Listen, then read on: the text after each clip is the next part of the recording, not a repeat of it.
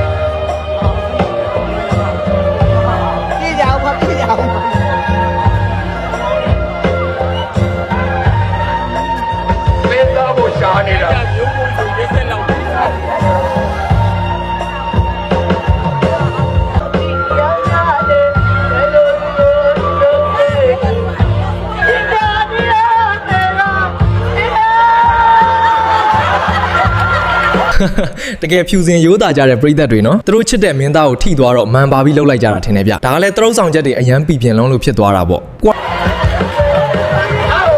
ငါ့အပူကြီးတိုက်တာနင်တို့ကြောင့်ဟမ်နင်တို့ကိုကြည့်ပြီးတော့ဟိုမှာကိုဟာကြီးကိုအပူကြီးတိုက်တာနင်တို့